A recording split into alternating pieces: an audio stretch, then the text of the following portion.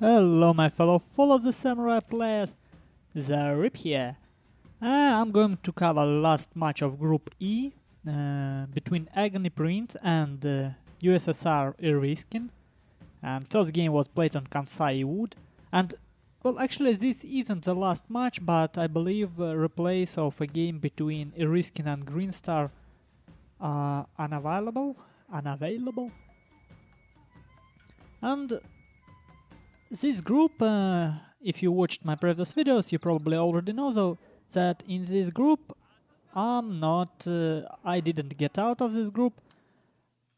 On the first place, PrussianPrince get out of the group with 7 points, and Iriskin get out with 6 points, and I was left with 5 points, unfortunately.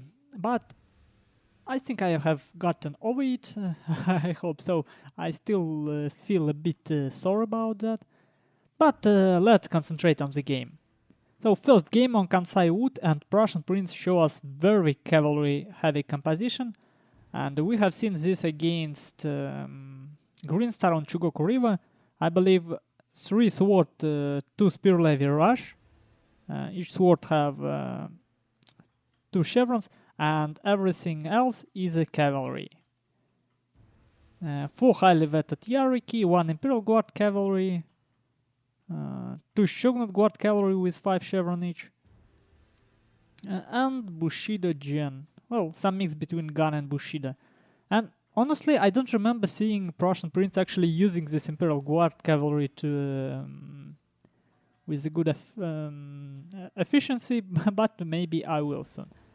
So opposing him is army of Iriskin, and he brought light heavy composition with 3 spear levies and 5 cavalry units of different veterancy. Well, his usual vanilla Shogun Guard cavalry, 2 highly vetted Yariki, and 2 Yariki with 3 and 4 chevrons.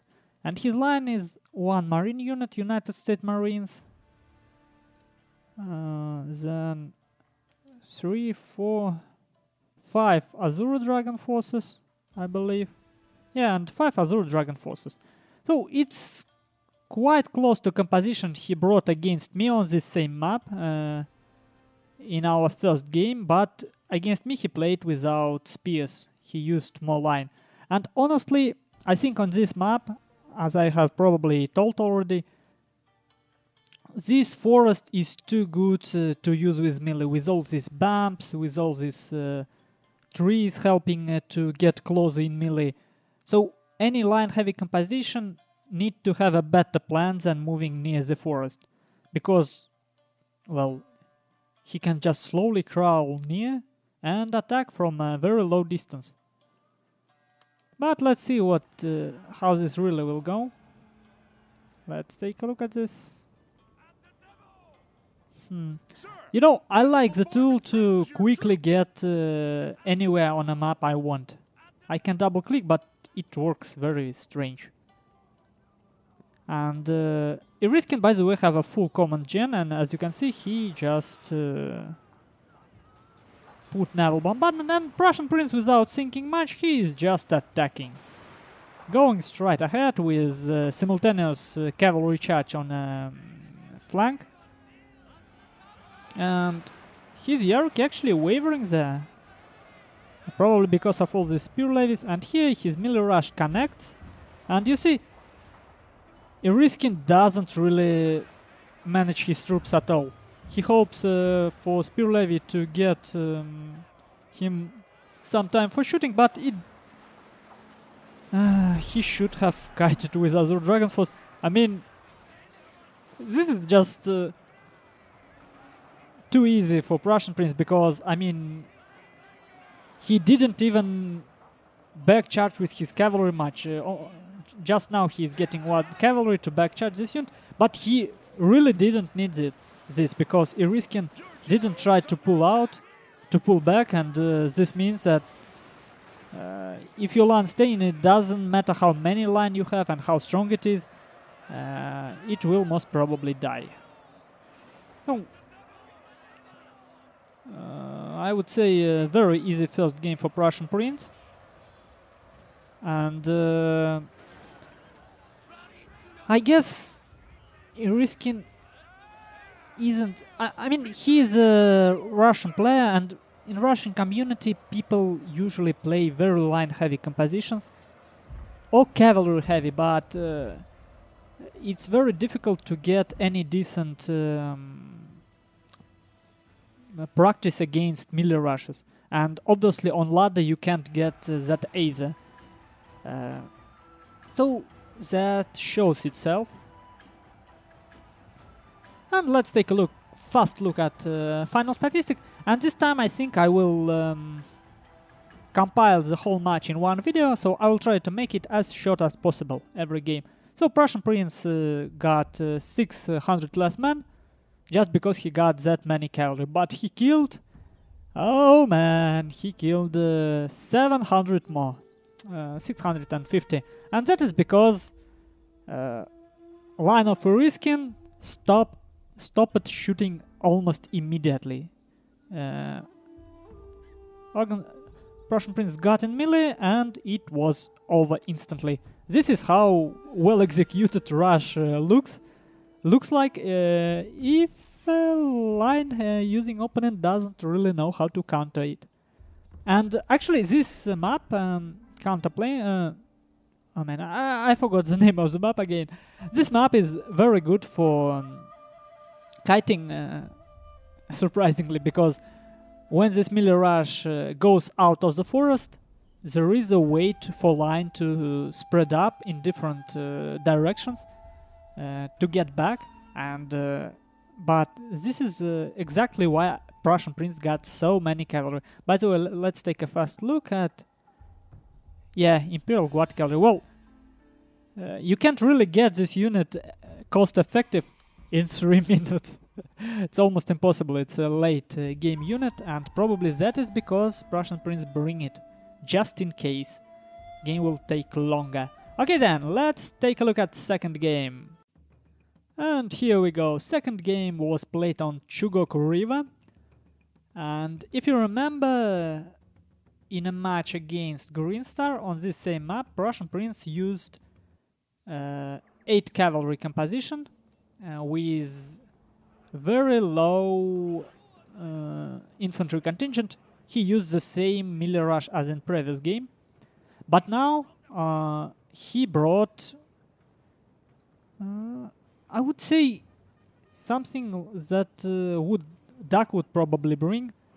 3 Black Tortoise forces, 1 Vermilion Dot force, and 1 White Bear infantry. His cavalry is again very cavalry heavy contingent.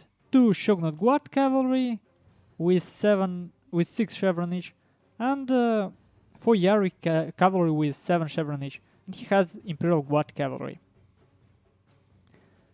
Here we have Iriskin's cavalry,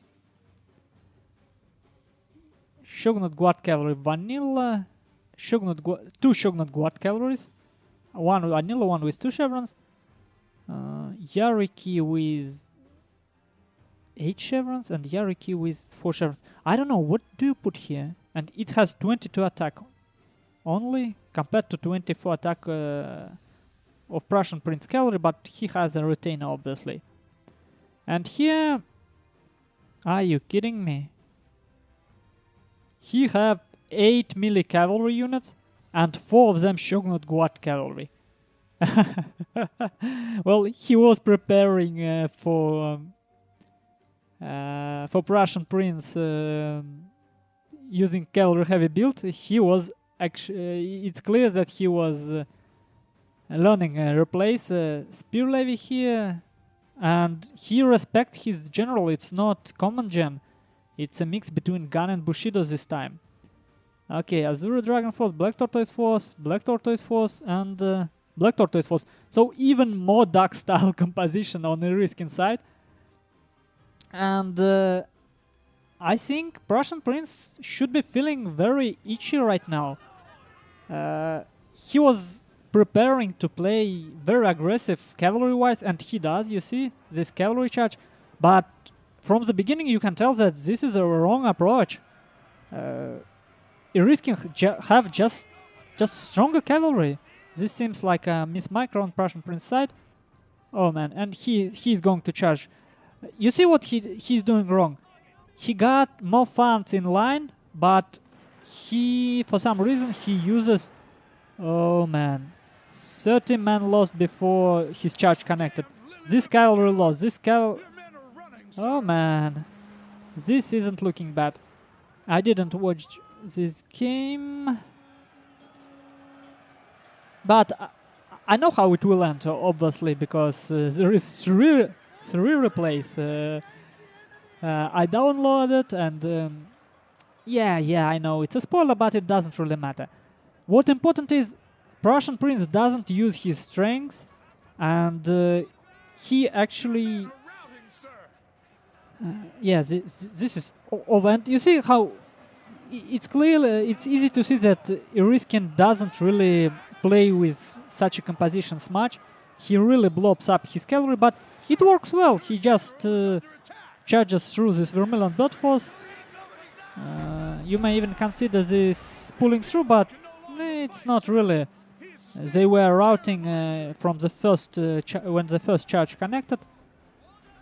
And here, well, as I already told, PrussianPrince didn't use his strength, and his strength was, I just can't pronounce this word. Strength. I'm sorry. And the thing is, he should have used his line in the forest and use his cavalry only for counter-charging, because with such a cavalry advantage, engaging in melee and even losing this cavalry in charge wasn't very smart decision. And this is an example of how difficult it is to change your plan after you made some assumption and went into the game. PrussianPrince went into this game expecting a line-heavy build from Iriskin, and I believe in his mind and psychologically he wasn't prepared to meet stronger cavalry force, and he didn't adapt fast enough. And from what I know, he was sick. He was having how do you call it? Temperature? I don't know. He was a bit sick from what I know, and okay then. Surprisingly very close kill counts, but in the end... Oh, and this is surprising. PrussianPrince, despite having more line, he deployed less men, so Iriskin's cavalry probably was cheaper. Yes, it was cheaper. He had 2 more cavalry units. I believe we will see this.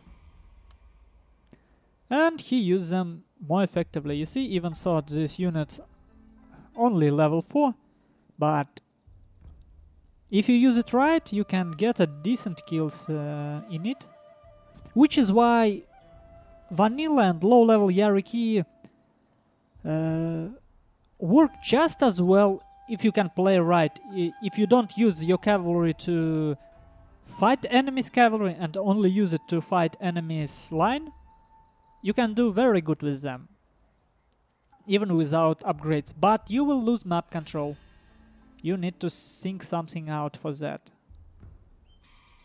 1, 2, 3, 4, 5 cavalry units on the first place. Okay. This is ridiculous. For sure not what cavalry. This is what Duck might do. Very ballsy play. And PrussianPrince, still his cavalry got the most kills. 3 of them. Surprisingly a lot of kills.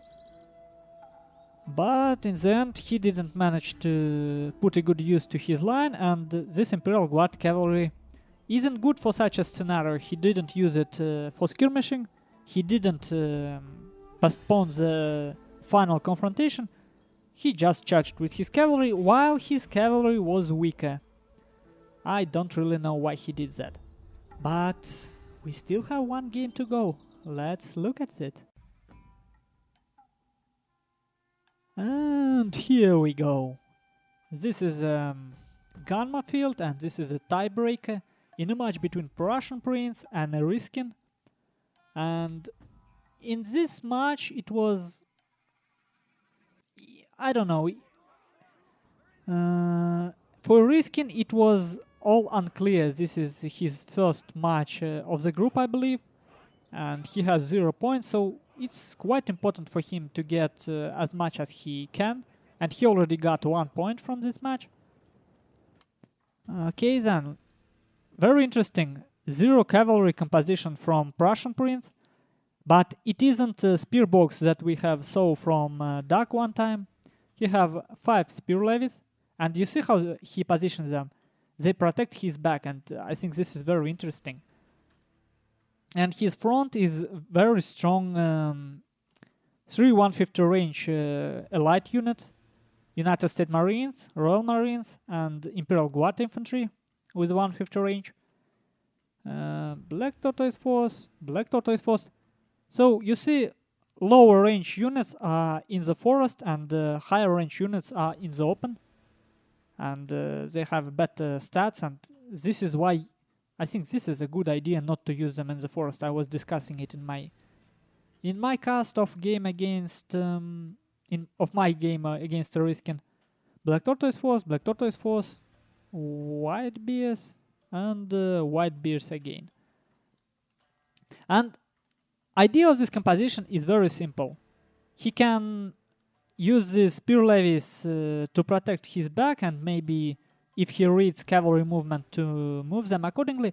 But the main thing is he don't need any spears to protect the front, because if Iriskin tries to charge through the front, these elite units can live through the melee engagement well enough, and these units on the back, they will decimate this cavalry very fast. So this composition is actually, PrussianPrince actually quite okay with Iriskin charging cavalry from the front. Very interesting plan, and I like it. Now let's take a look, and wrapping around him with cavalry will not really work because of these spear levies. Very interesting composition, which counters weakness of a lot of line-heavy compositions when you have to put your line watching all direction. PrussianPrince counters that by having very strong front and not protecting it with anything else. Okay then, Iriskin have 1, 2, 3, 4, 5, 6 cavalry composition. Yet again 2 low-level Shogunate Guard cavalry, I believe, and 2 low-level Yariki and 2 expensive Yariki. He have 3 spear levy, which he can try to use as a mid shield, because he doesn't really need them since the PrussianPrince doesn't have any cavalry. And his line is quite weak. 4, 5 Azure Dragon Force. Well, not exactly weak, but not strong as well. And he chooses the worst approach possible against such a build, is a frontal assault. And let's take a look. This is what I was talking about cavalry. Let's see how it goes. I think the most important is how it goes with a light line. He is using his Royal Marines and his United States Marines very fast, but you see, it's over. These 2 cavalry units are dead. This one actually managed to pull through, and here 2 more units pulled through, but you see, now he is tangled up in this mud fight here with a lot of spears, with a lot of cheap line infantry. And here, where PrussianPrince have his elite shooters, he have no cavalry threat actually. And Iriskin tries to use his cavalry put to some better use to charge the general of PrussianPrince, but it doesn't really work. And here let's take a look. Royal Marines. Not that good. Already 230 kills in this Imperial Guard infantry. It shot at some spear levies, I believe. Very scary unit, I should say. Very scary, but expensive as well. And United States Marines here, not so much. You see, they have nothing to shoot at. And the game is already over. So, this is a kind of idea that Prussian Prince used against me on Slumbering Settlement, presenting very... What a snake. Man, this is funny. Let me take a look at this. Yeah, and he don't actually afraid of being charged from the front. But here on Gunma field it works even better than on Slumbering Settlement, because I still think that on Slumbering Settlement Prussian Prince had one more 150 range unit than he needed. It wasn't necessary. And with all that expensive 150 range units, Prussian Prince still have much more manpower deployed than Iriskin. And he had so many moral auras. Iriskin's forces routed before they even before they were destroyed completely. He had 700 men left, but he already lost the game by that point. So, 2 elite units did very good, spear levies did surprisingly well. So you see that mad fight in a forest is actually very good for cheap units, just because they're not dying in the forest. And I need to learn to use it better. Now, Iriskin. Azura Dragon Force did surprisingly well, but the main problem, I think, it was just a counter build from Prussian Prince. Breaking a build like his is very difficult. It's a nice combination between a light 150 range units and a cheap line infantry, and Gunma field is just too small to get enough place for flanking, for maneuvering. It just forces you to frontally assault your enemy, which I don't really like about Shogun, a lot of Shogun maps. I really think that maps should be big, they should be very big, so that you can... and you know how do you make it so that opponent cannot camp red line? You make a very big map and you put all the dodges in the middle of it. So if someone tries to red line camp, you just cap the dodges and win. And the distance between dodger and red line should be very, very big. And this is a design mistake. I understand how difficult it is to make a good map, to create and design good map, but it is needed. It is needed. So 2-1 win for Prussian Prince in a match against Iriskin, and still they both advance into the playoff, and good luck to them both. I would like to see and comment more matches of them. And well, what can I say? Have a good day! See you later on my channel. Well, I hope so.